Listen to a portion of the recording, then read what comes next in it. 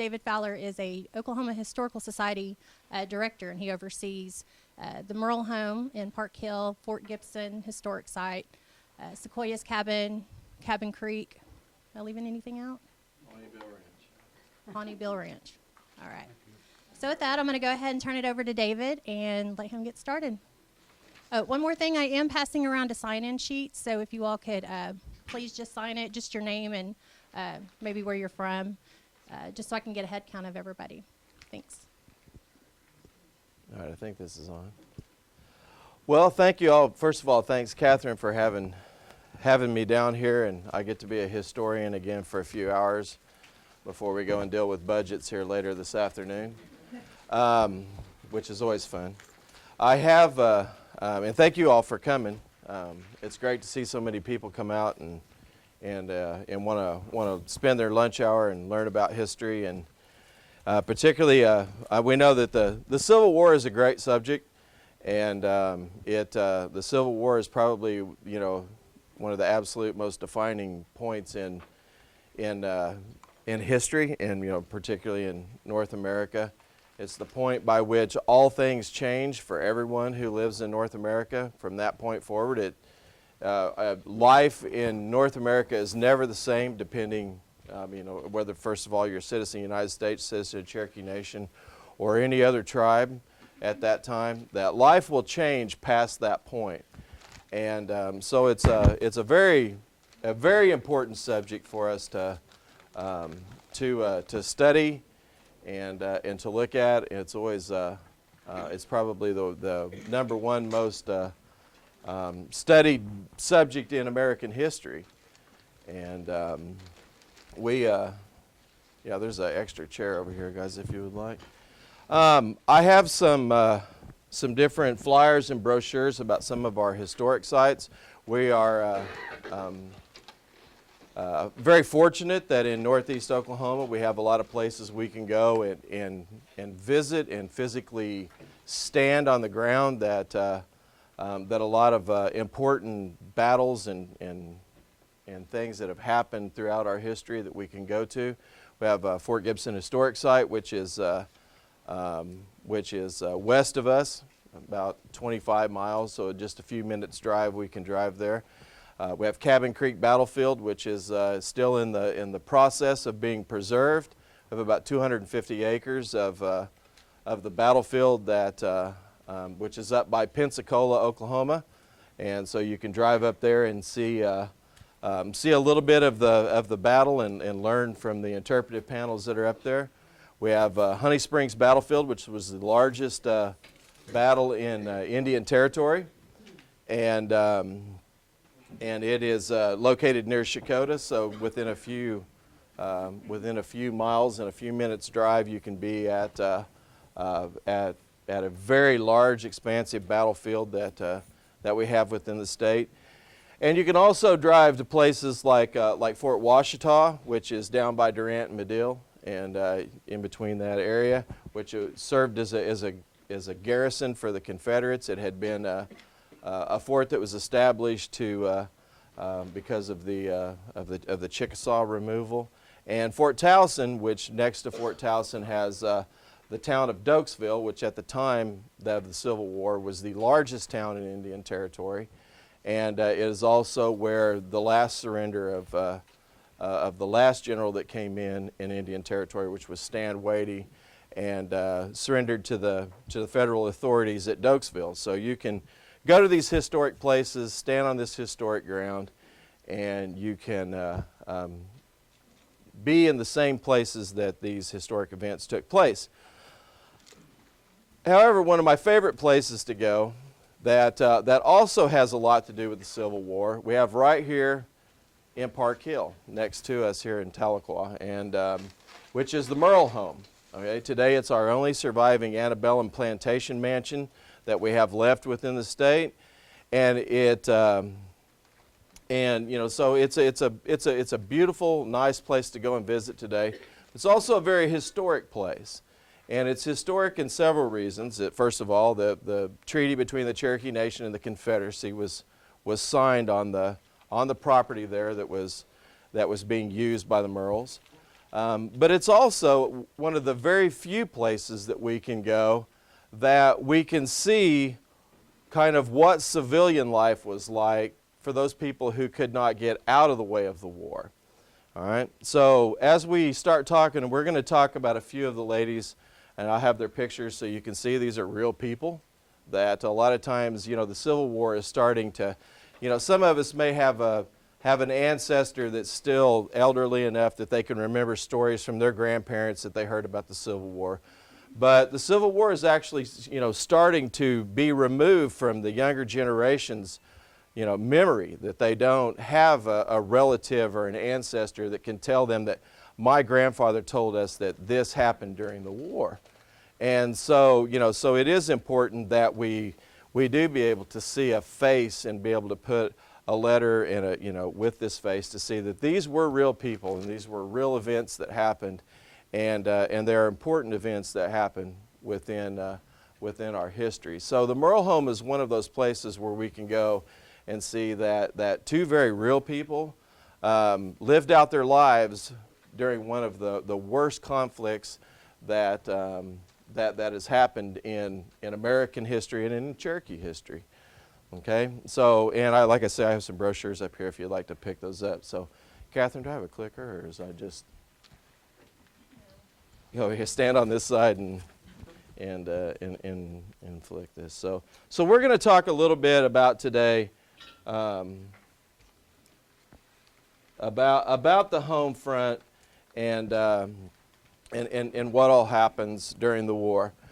That first of all, at the start of the war, before the war breaks out, of course most of us are very familiar with the removals. I mean, if we went into that, we'd be here for another 4 hours talking about all that happens. But basically, that because of the removal, there was a splitting of the tribe. There was a fracture in the tribe, and so there was a group that wanted to remove, a group that didn't want to remove. And guys, I'm really going through this quickly, so don't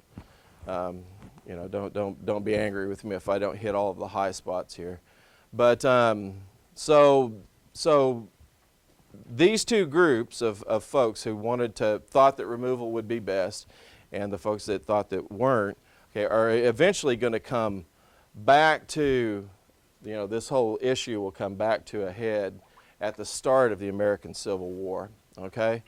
So, but from that period, from the time that the United States went to war with Mexico in 1846, okay, up until when the Civil War started in 1861, all right, that there was a rebuilding within the Cherokee Nation, okay, that economy started getting better, that money started moving into the Cherokee Nation, businesses were prospering, schools were being established, the government was back up and running. Okay, so the Cherokee Nation is getting back on its feet after the removal.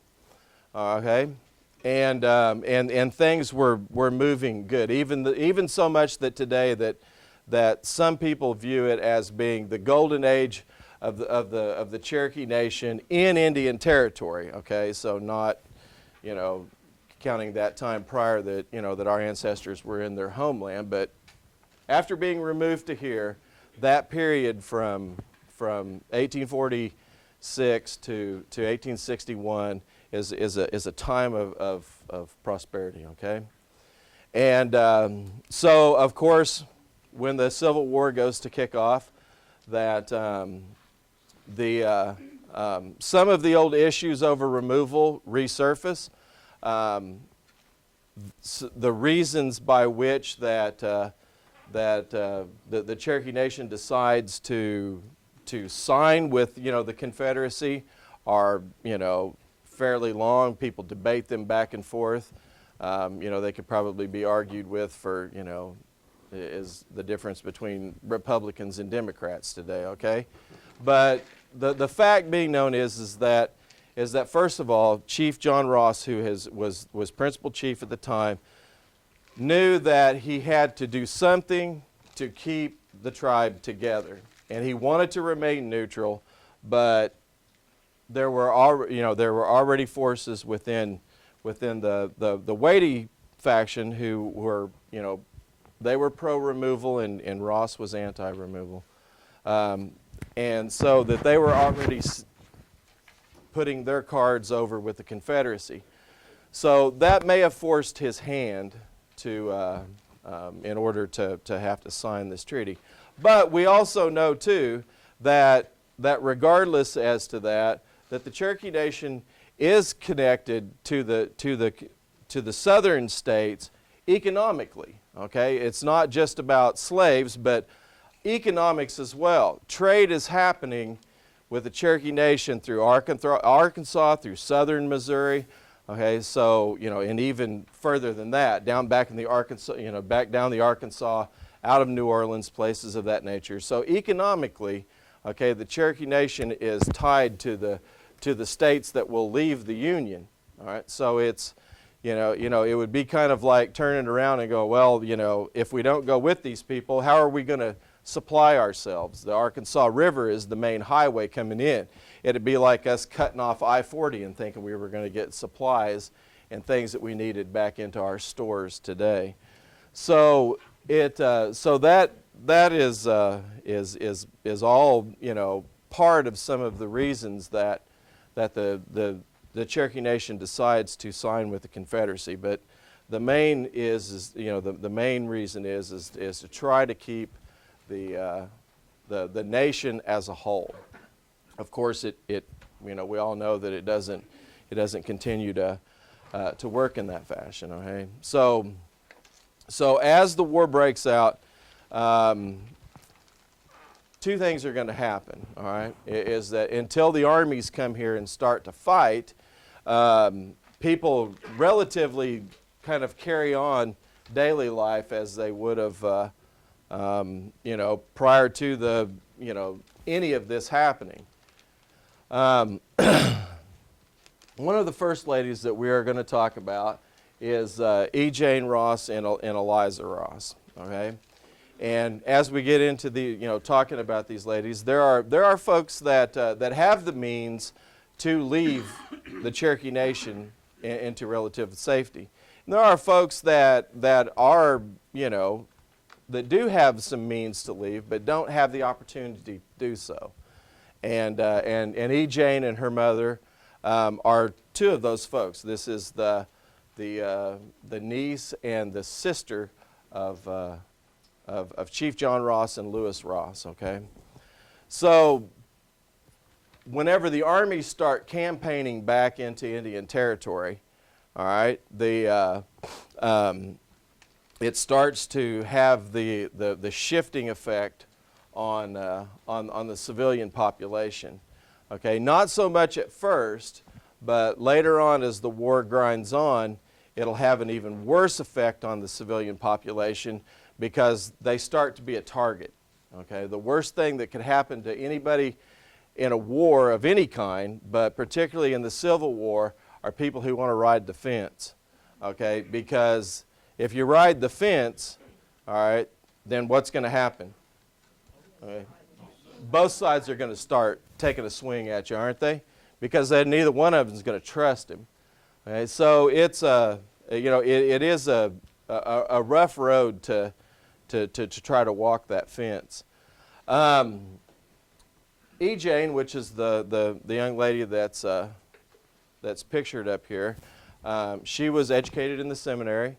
All right, she later on went to Tot, spent her entire life in education, and she does not necessarily have the opportunity to leave the Cherokee Nation once the war starts. Okay,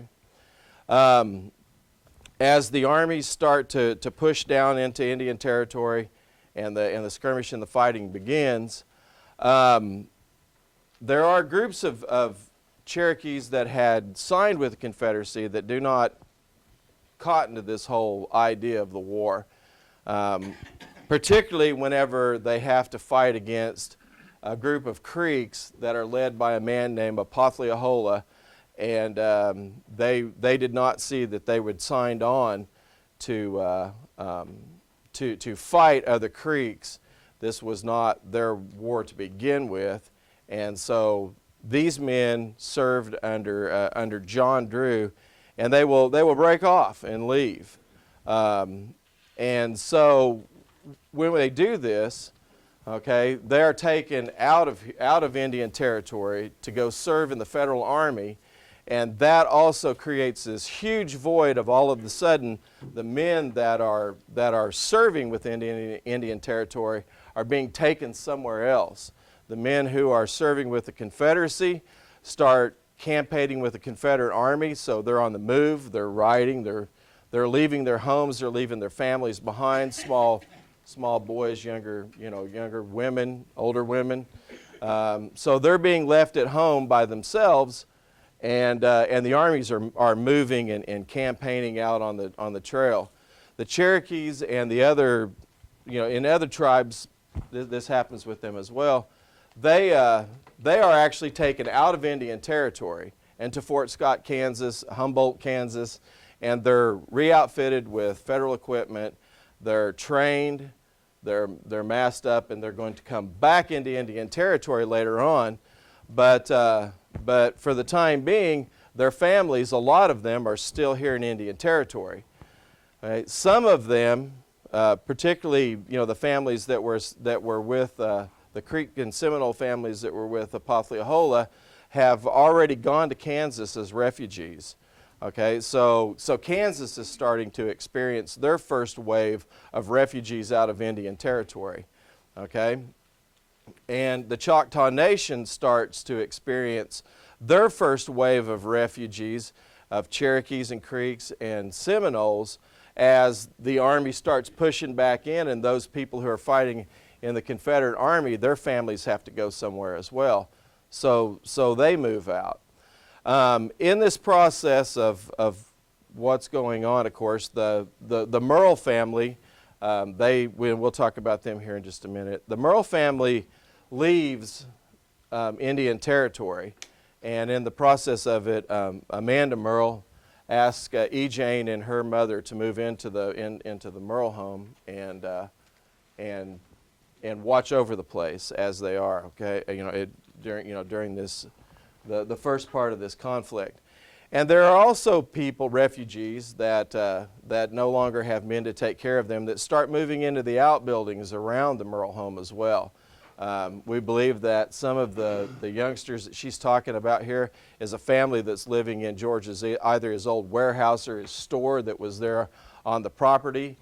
And so, people are starting to lose their homes. They're starting to collect together for protection as much as they resources together, and so supplies of things that would normally be coming into Indian Territory are not. So the people who are left at home that do not have a contact with the Army, and E. Jane is not married, and her father, who is John Golden Ross, has already passed right before the war had started. So these two women do not. They have brothers, and she has a son, but they do not have an immediate male figure that is serving in the military that they can go to the fort or with that army and follow it to where the food that is being given to them as rations filter its way back down to them. They're pretty much solely on their own in Park Hill trying to ride this conflict out. And it also, the war does something else. We start seeing through these letters that these women are writing and their accounts and the personal things is that it starts to erode at their sense of civility, that the way that they would have conducted themselves prior to the war starts being affected, and it starts psychologically working on them. That they don't. As E. Jane writes in here, that she wants to feed these small children who are peering in the window at her, starving to death, but she knows if she feeds them, that her and her mother can die. And so, a woman that would normally, in peacetime, whenever there was plenty for everyone, she would have fed those children that are looking through the door, but she doesn't dare do it because she's afraid that she's going to die herself. Okay, so you can kind of kind of read through her thought process here of what's going on. And this is very kind of early to the mid part of the war. So this is the lady here and her mother that when you go to the Murrell Home at Visit today, these are the two that are occupying the house at that time. They the 1863 raid of Stan Wade's Confederate soldiers as they swept through Park Hill and burned the Chief John Ross's home that was about a half mile down the road, and that they're in the house that night. So as the damage and all of the that's done, they wrote about it, relayed what had happened to them personally the night that Wade's men had broke into the house, kicked open the door so you can physically walk right into that house, go to the door that the men had broke into, and stand in the room that they were in while they were being terrorized, as the house and everything that was usable in there was being ransacked and taken by the soldiers that needed that as well. So this is the first of our ladies in E. Jane Ross, and I encourage you to go to the Murrell Home and learn more about them. Let's see if I can get this thing to work for me. And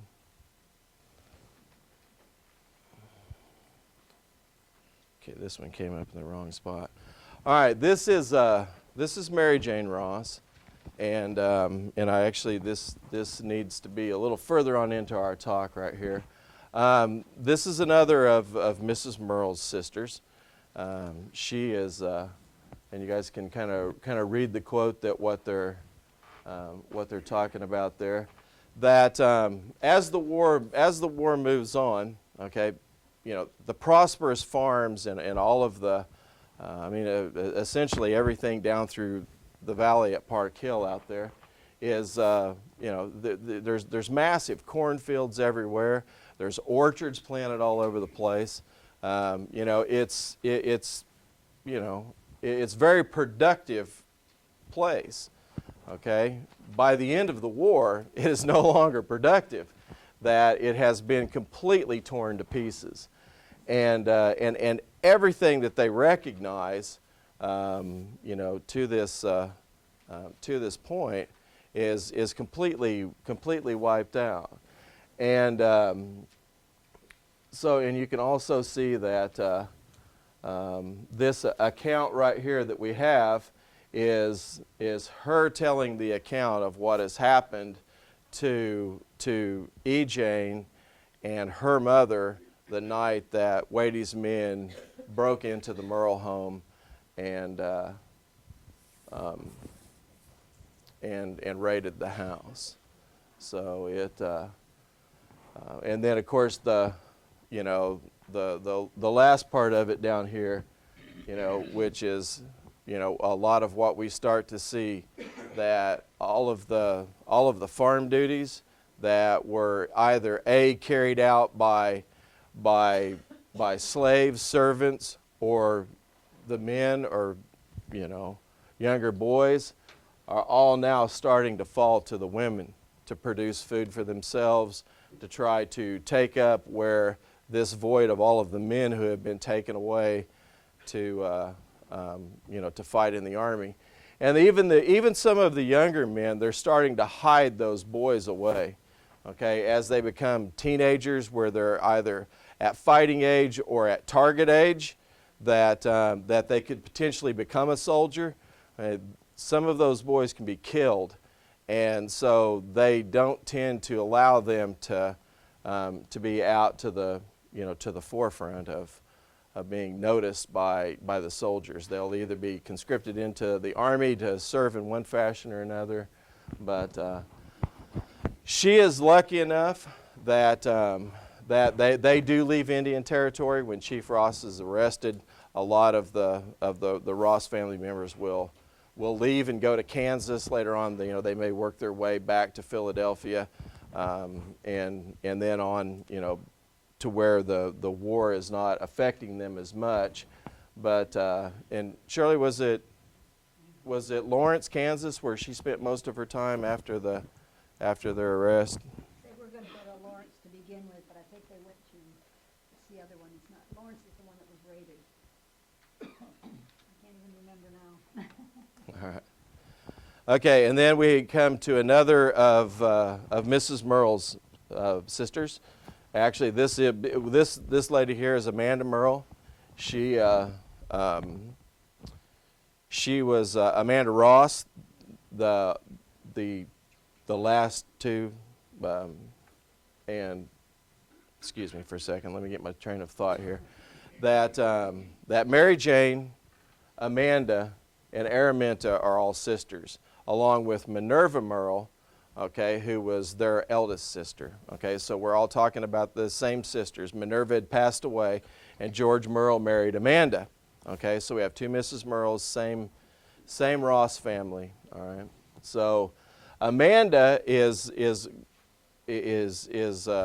she goes with Chief Ross whenever they head to, after he's arrested, they're taken to Kansas, and eventually she works her way through the Confederate lines back to Lynchburg, Virginia, where her husband was originally from, and she spends the remainder of the war with her husband in Lynchburg.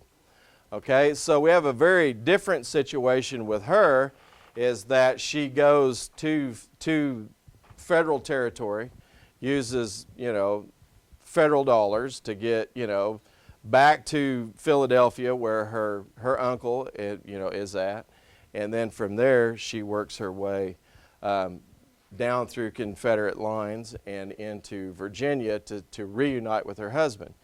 And there is a letter between George Murrell and John Drew, who Mr. Murrell, at the time that the Federal Army came back in 1862, fled to Arkansas, and he's eventually going to start working his way through Arkansas and then back up into Virginia, and he writes back to John Drew looking for his wife, and John Drew explains to him that do not come back here, that your wife has gone to Kansas with the chief, and that the entire Federal Army is encamped on your property at Park Hill. So and then through another gentleman who served as a teamster, he drove a wagon for the Federal Army. His name was Robert Peck. Writes a great experience of what the war was like for him as a federal teamster in Indian Territory. And he talks about bringing Cherokee refugees from Kansas to Cabin Creek, and from Cabin Creek they come to Park Hill first. Okay, so the first round of refugees that comes back into Indian Territory doesn't go to Fort Gibson, they come back to Park Hill. Okay, and so later on they will all get out of Park Hill and go over to Fort Gibson, but the Federal Army has not cleared the Confederates out enough for the civilian population to be protected at Fort Gibson. Okay, and of course Araminta too also follows suit and spends the remainder of the war outside of Indian Territory. So we see that we have some women who are fortunate enough to be able to remove themselves away from the war, but we have a group that doesn't and ends up having to stay. There we go. Okay, so we move on to Mrs. Stapler, who is not Cherokee, but she is married to the chief, and so we can see that that a lot of us understand that things that we have are material possessions, okay? But have any of y'all ever known someone who went through a fire, okay, and lost everything?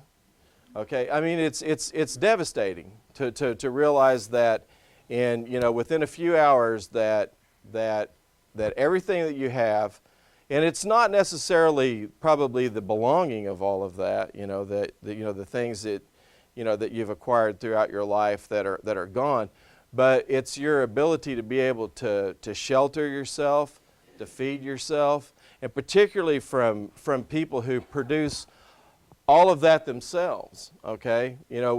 Today we can make a trip to Walmart and pick up, a toothbrush and all the things that we need to after there, or there's someone, the Red Cross are there to, to help us out.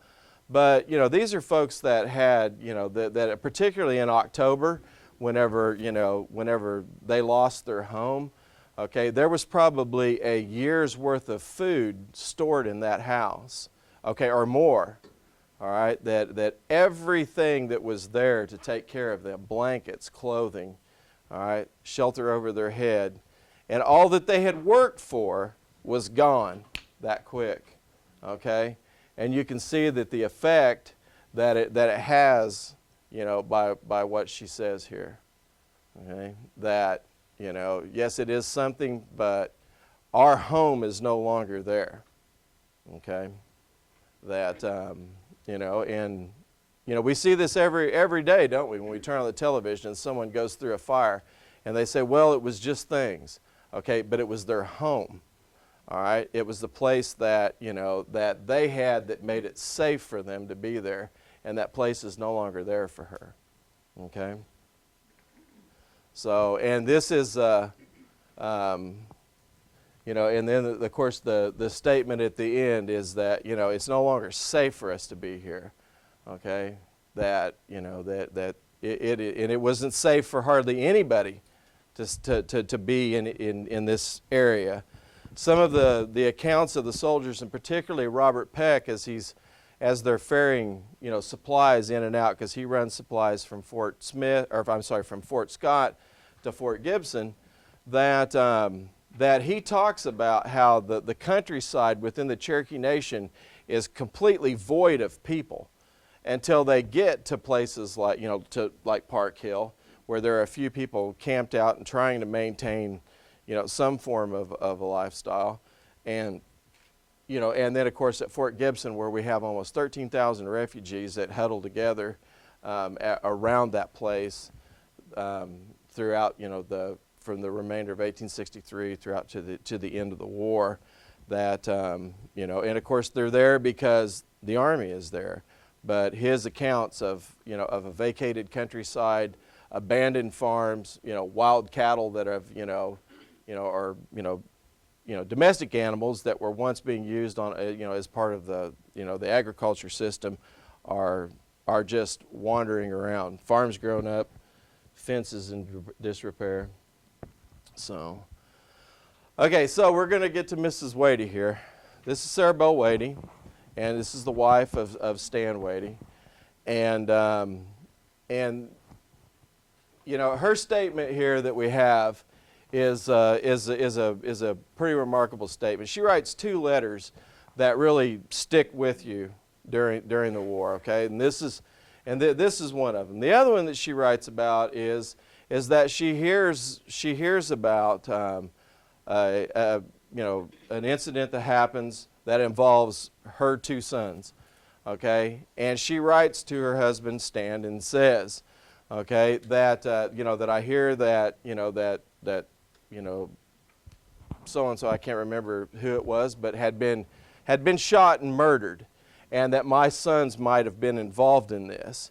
And she tells him, I did not raise those boys to be murderers and to act in this fashion. And she said, you tell them if they want quarter in the next life, they better give it in this one. Okay? And so that is a very powerful statement by a Cherokee woman to say, those are my kids, and you do not have the right, even as their father, to allow them to act in that fashion even in this war, okay? And that if they want mercy, they had better give it, okay? So would it be great if every mother had the right to tell the government that you do not have the right to turn my sons and daughters into this, and that only at my will you do that. So that's a pretty good statement by hers. And then this one here, okay, if we look back and look at her life and what it had been, okay, ever since, okay, that they had moved to Indian Territory, all right, after her husband had signed the Treaty of New Echota, okay, she had seen family members, both of his and hers, butchered, okay, and throughout fighting and civil war among the Cherokee tribes, she spent most of her life worrying about this, okay, over something that she didn't do, but her husband did, okay, and so basically from 1840, okay, to the end of the Civil War, all she knew was fear for her husband, fear for her family, fear for her sons, okay, and fighting in war. All right? So her statement here is that pretty much of a woman of disgust with the whole system. And when she says, you know, the nation is going to the dogs, she's not talking about the United States. She's talking about the Cherokee Nation right there. And that, you know, that as she sees the political landscape of what's happening to the Cherokee Nation during the war at that time, she doesn't see that it will ever recover from this. Okay, so you know that's one of my favorite writings that you know, the letters that you've seen during the war, and that all she wants is just, you know, I would really like to know what it's like to live in peace for a while. You know, that kind of a good statement, isn't it?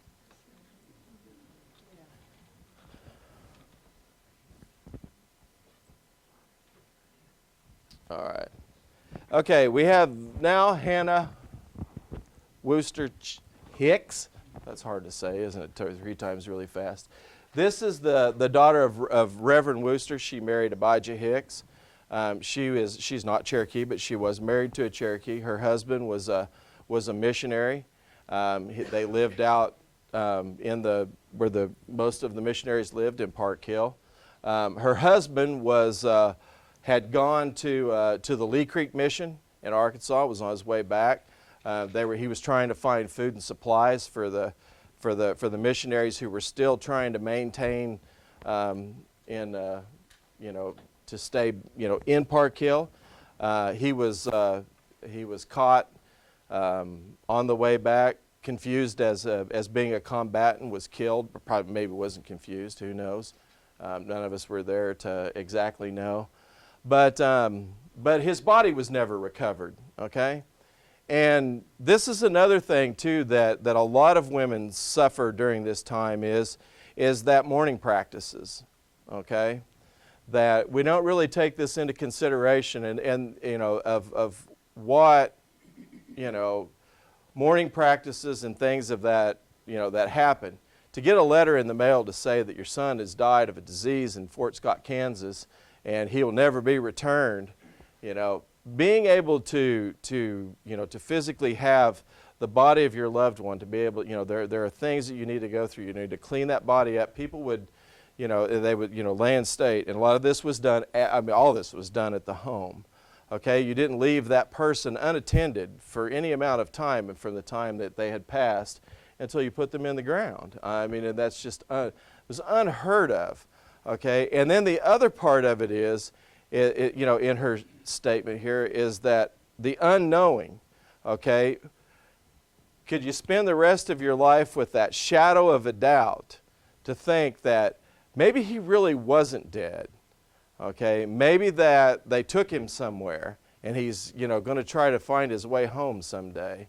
How is she going to rebuild her life once this is over with? That, is she always going to sit there and think, what if I remarry and someone walks through, all of a sudden there he is, and it could have happened. He could have been taken to a prisoner of war camp in some federal territory somewhere, or down in Texas. And after the war was over with, it could take years and months to find his way back home. But that part of not being able to to mourn her husband haunted her for years after. And that's really what this statement is about, that, you know, that being able to, you know, to have that closure, and she doesn't have that. So a lot of women, mothers,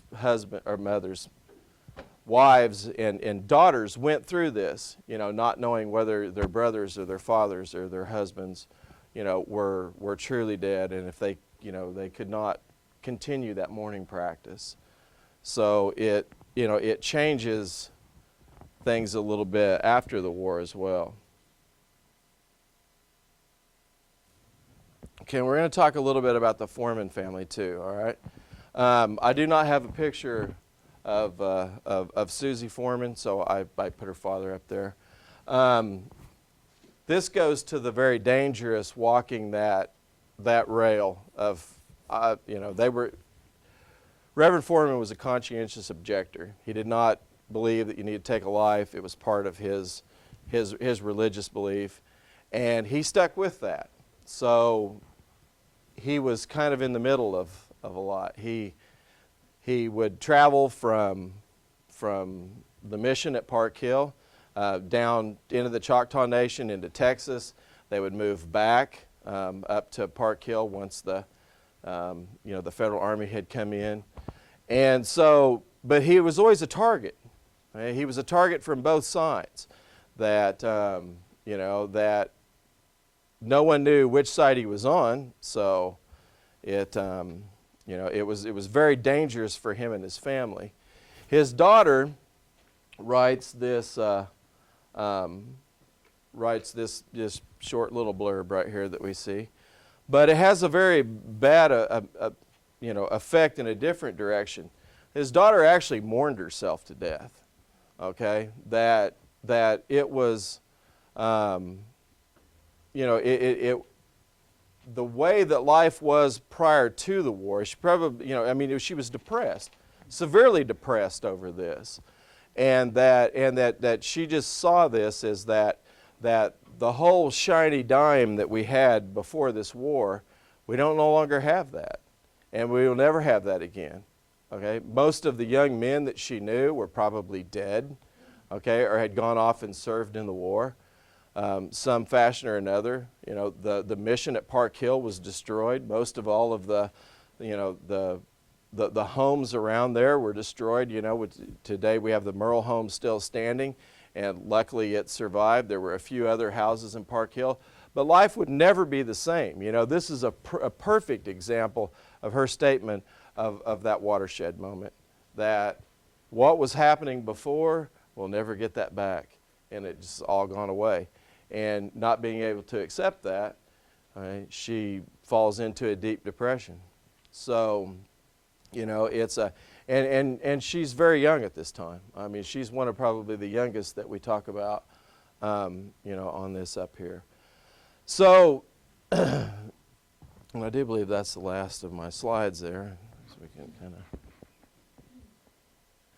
Okay, now we have one more. You can kind of see here a little bit, this is probably not the world's greatest map, but you can kind of see some of the areas that the, as the war happens up here in the nation, a lot of the folks who are allied with the Confederacy start moving down. And as the Federal Army pushes out of Kansas, they take northwest Arkansas, southwest Missouri, they start having a foothold here, and they continue to push those refugees that are, you know, allied with the Confederacy down into northern Texas. Texas does a really great thing. They start charging a tax on everybody that's from north of the border. So that, you know, because and you know, and because, you know, we see that as kind of being rough, okay? But guess what's happened to these folks down here in Texas? Okay, they don't have food either, and you know, people can start getting really, you know, agitated when all of a sudden that their life feels like it's being threatened by refugees, right?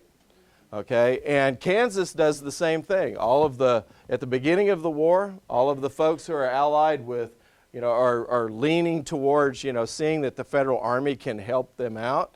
Okay, they flee up into Kansas. And guess what Kansas does?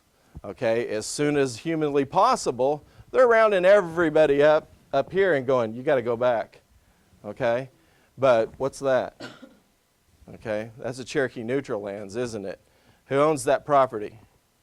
Okay, that's right. So the federal army is telling Cherokees who are staying up here that they need to go back to Indian Territory.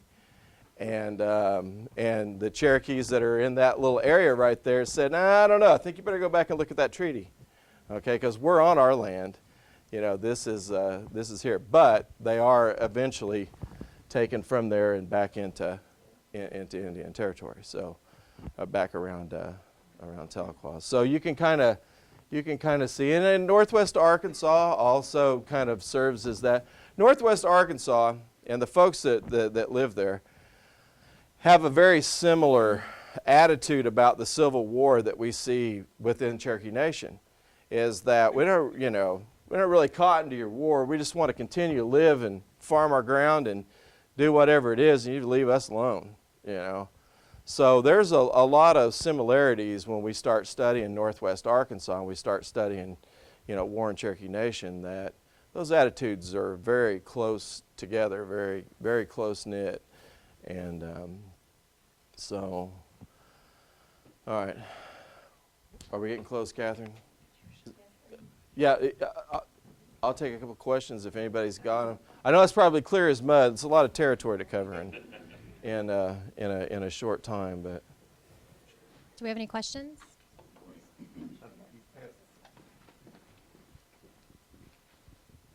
That area there in Arkansas, was that also a place of refuge, or is that, I can't really read Right it. here? Yes. Actually, that's the land granted to the Western Cherokees from 1817 to 1819.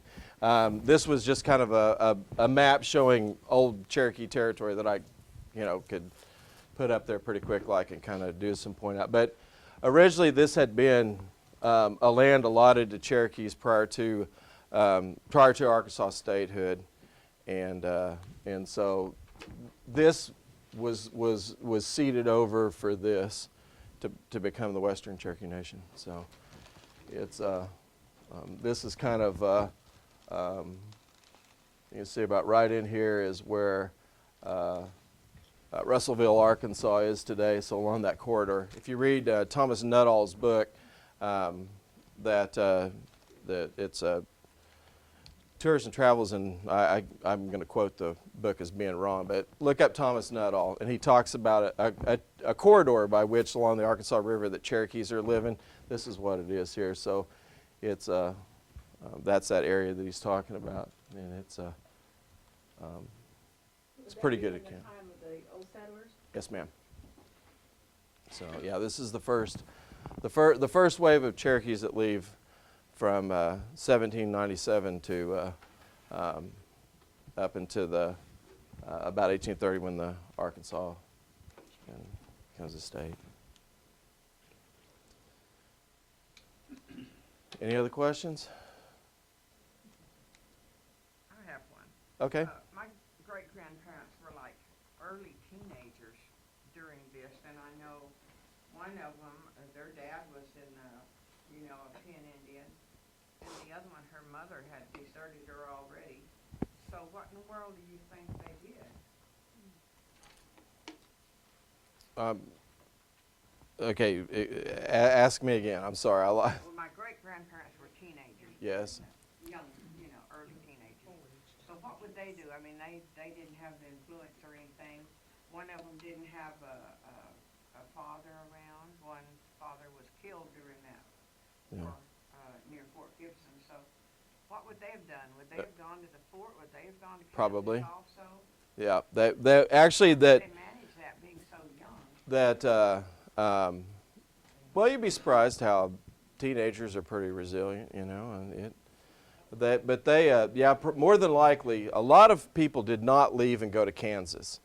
Okay, that whenever they kind of stayed out of the way, and as soldiers would start patrolling around and looking for resources, foraging, which is the Army's legal right to take things. And a lot of times they did take things, and they also, you know, would give a script, depending whether they believed that the people were on their side or the other side. So a lot of times, if you were, you know, if they knew you were a federal supporter, the Federal Army would come through, and they may give you an IOU that you could take to the quartermaster at Fort Gibson and say, they took this from me, and he would pay you. Now it's rare, but it happens. And but most families, you know, a lot of them stayed out of the way until they couldn't stay out of the way any longer. And then, you know, even some women who had husbands that had probably died in the Confederacy, is if there's food there, they're going to go. Okay?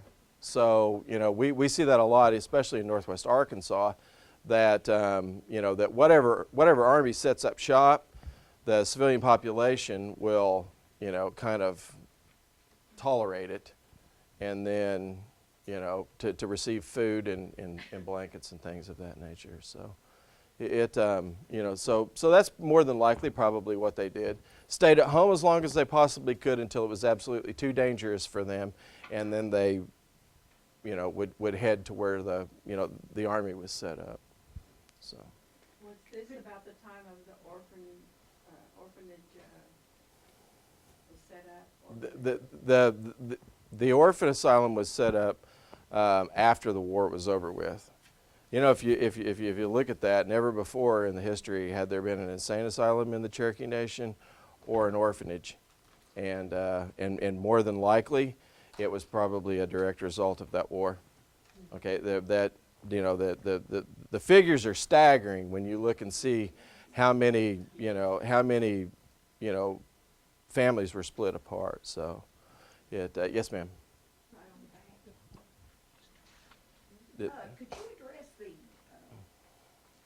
you have a sense of the number of deaths that were caused to civilians in that area by bushwhackers?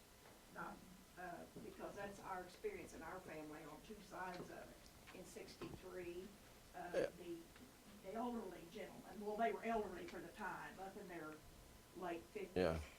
killed by bushwhackers over there around Westville. Yeah. I couldn't probably off the top of my head give you numbers. I know that there are estimated numbers of what the death toll was in the Cherokee Nation, and it was pretty bad. I mean, almost everybody had lost a family. Almost every child had lost a parent. Okay, and in that war, and the male population was, you remember the numbers? We did that. We just got through doing a program over the Civil War, and we read those off. But I mean, it was a devastating event. I mean, even so much more devastating that that as rough as a removal was, this war was a lot more costly in human lives. And to really seriously, to hardly ever, never recover. I mean, that's the reason the Murrells don't come back. There's no economic reason for them to. George, they come to visit, but he doesn't come and set up shop again. He's a businessman, and and there's not any money here. Reconstruction happens in Cherokee Nation, in Indian Territory, altogether, like it did throughout the South. And money's just not flowing in here.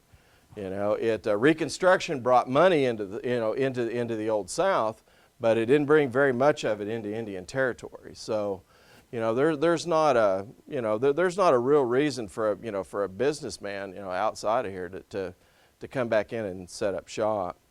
And it's why we don't have a lot of historic structures that really predate the Civil War. I mean, you have a cabin or something every once in a while, and we're lucky enough that our municipal buildings downtown, the Supreme Court building, it survived, and the female and male seminaries, they survived the war, but only later to fall to accidents, after the war is over with, but.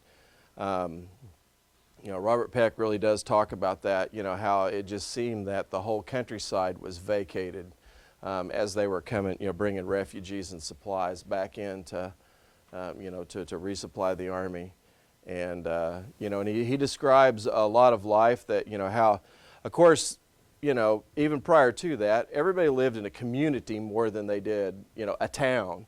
All right, Fort Gibson and Tahlequah were really the only, as he puts it, the only, towns that he came across. Everything else was usually located around, around a community with a store.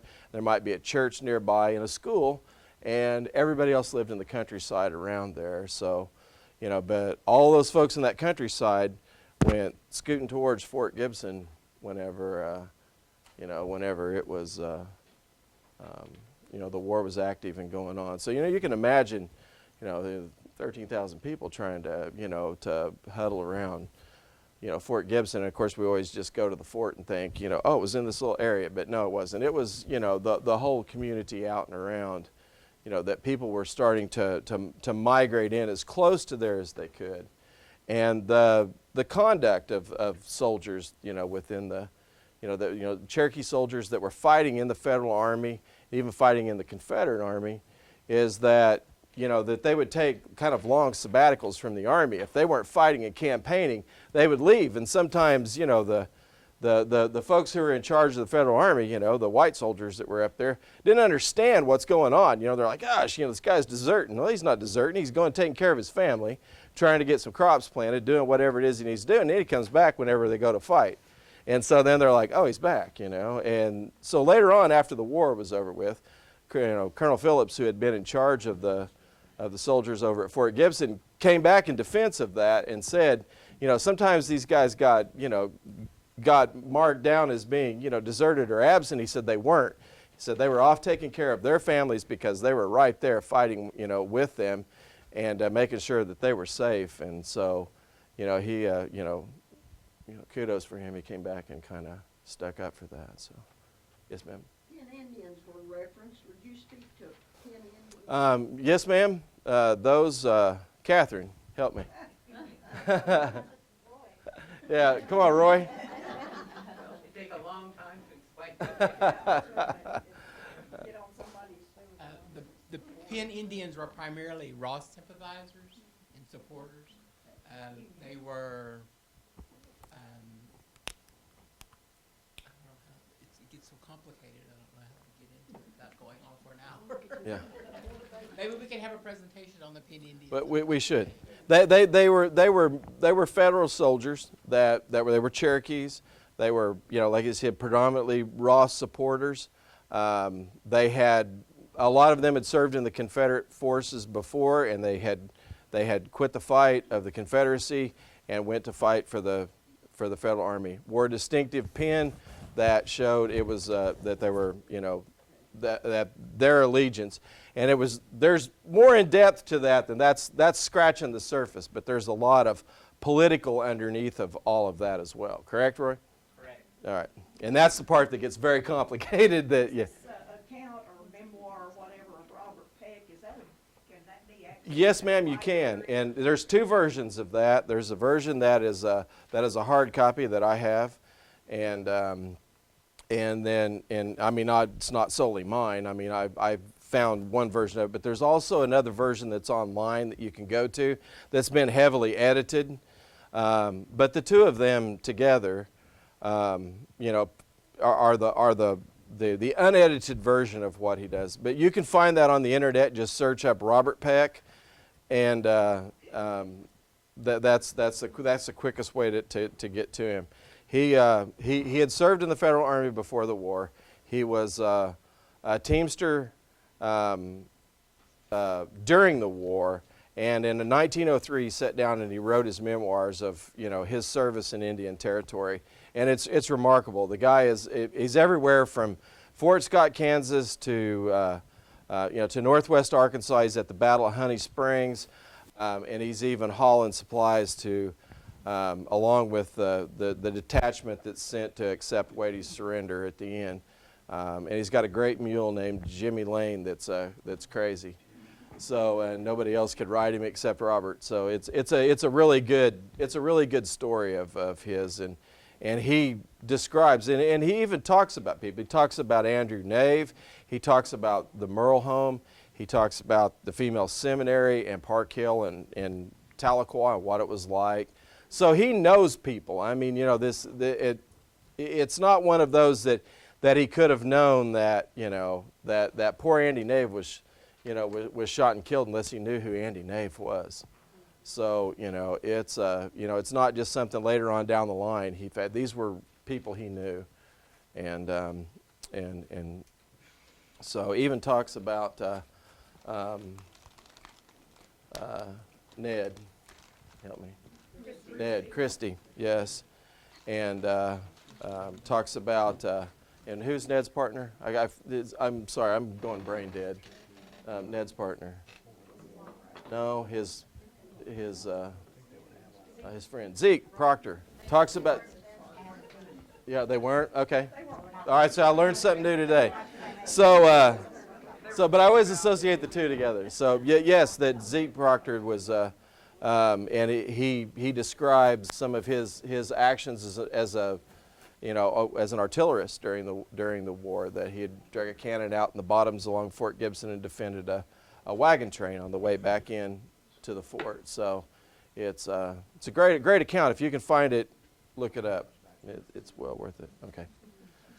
So yeah, So guys, thank you very much for having me. And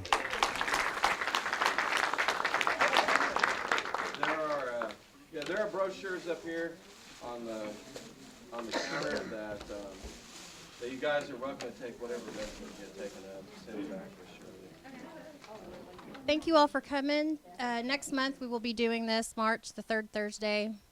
The date eludes me right now as to what that specific date is, but we'll be having that one at 11 a.m. and then we'll be back on our regular schedule after that. I've got this room booked up until October now. So it'll be Roger Kane talking about Cherokee mask and masking. So that'll be an interesting one. Cherokee mask and masking. So that one will be interesting as well. All right. Well, if you didn't sign in, I think it's still going around, or I think we finished it. Please sign in, and otherwise, see you all next month. Thank you. All right. I hate to run, but